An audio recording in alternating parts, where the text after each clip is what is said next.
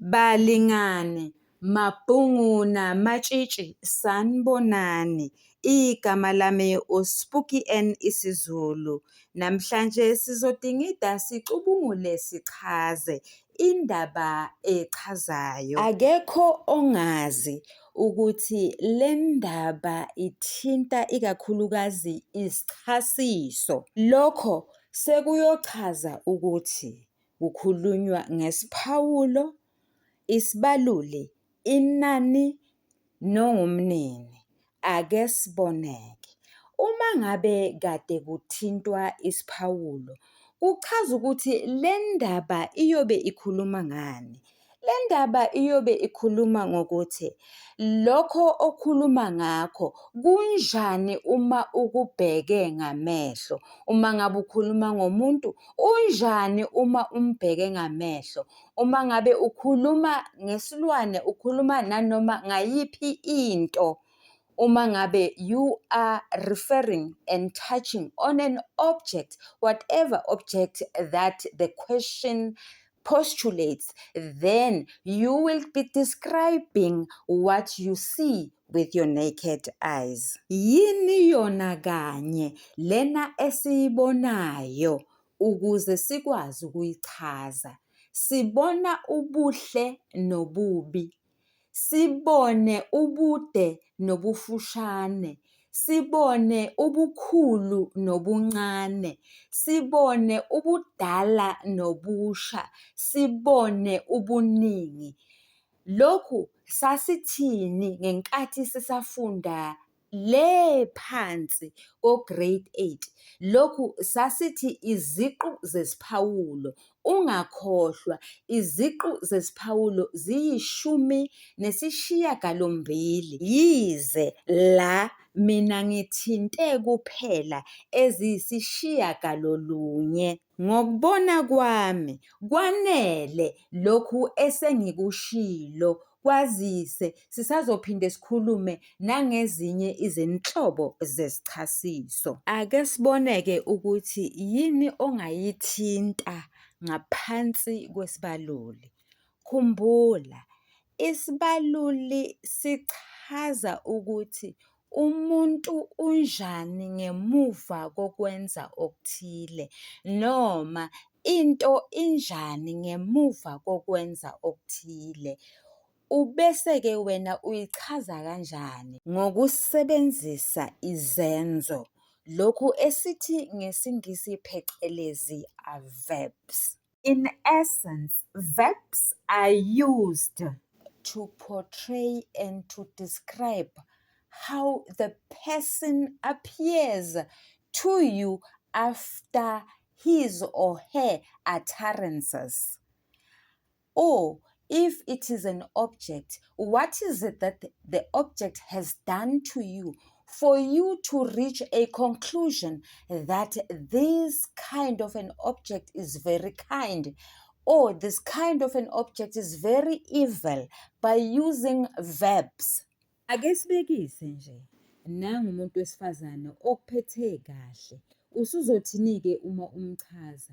Usuzothi umama omnene onenhliziyo enhle. Iliphi igama eliyisibaluli lapho? Yileli elithi omnene. Yiliphi igama eliyisiphawulo lapho? Yileli elithi enhle. Akukona kodwa okwenziwa umuntu okwenza ukuthi simchaze, kodwa nalokho akushoyo, amazwi azowaphimisa, nawo enza ukuba simchaze ngokusebenzisa izenzo. Okwesithathu, isibaluli sichaza into noma umuntu ngombala. Miningi-ke imbala. Khona umbala oluhlaza, khona umbala obomvu, khona umbala omnyama, khona umbala omhlophe, njalo njalo. Nangu wena usuyabhala. Udadewethu wayegqoke ingubo emhlophe bha, ethi uma ehamba ide ithi qheke kancane, ubone nje ukuthi wamuhle umuntu. Yayinhle imakwabo. inyathela ngabantwana. Muhle umuntu madoda, sengathi akayi futhi akavakashi endlini encane. Ake siboneke, siye sithinte ini uma ngabe sikhuluma ngocezwana olubizwa ngokuthiwa ongumnini? Sisuke sikhuluma ngokuthi umuntu uzalwa ubani. We are looking at blood relations between and among individuals.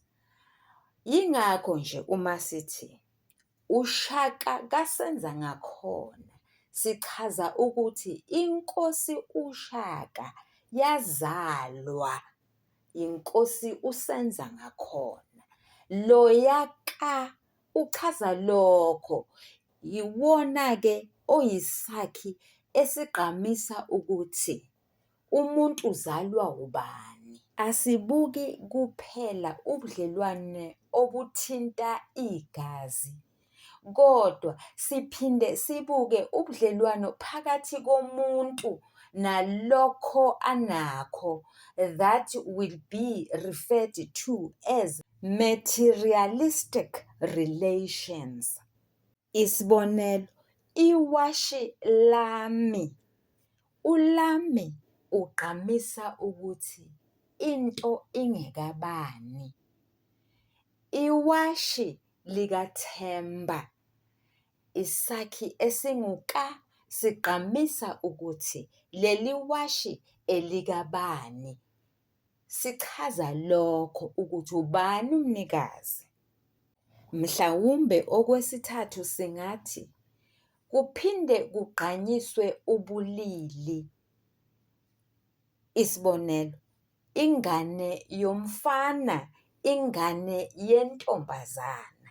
Leziya zakhi ezingo-yo kanye no-ye zigqamisa zichaze ukuthi lowo muntu okukhulunywa ngaye owabuphi ubulili. Okwesine, ukugqamisa nokuchaza ukuthi into yakhiwe ngani. Singathi nje isikhwama sikaplastiki, ukugqamisa ukuthi lesi sikhwama sakhiwe ngokuhlanganisa ndawonye oplastiki abahlukahlukene. Balingani bami nane bafundi, ningakhohlwa ukuthi uma kade kubhalwa indaba, okubalulekile kakhulukazi indlela ozoyingenisa ngayo. The size of a paragraph tells a story. Go for the jugular vein. Abanye bathi jugular vein akunankinga.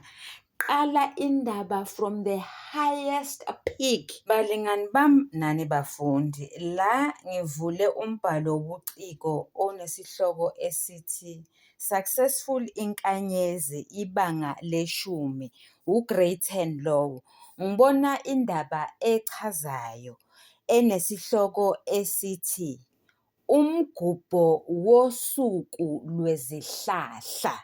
Uma ngabe sithi go for the jugular vein, angeke uqalise ngalolu hlobo.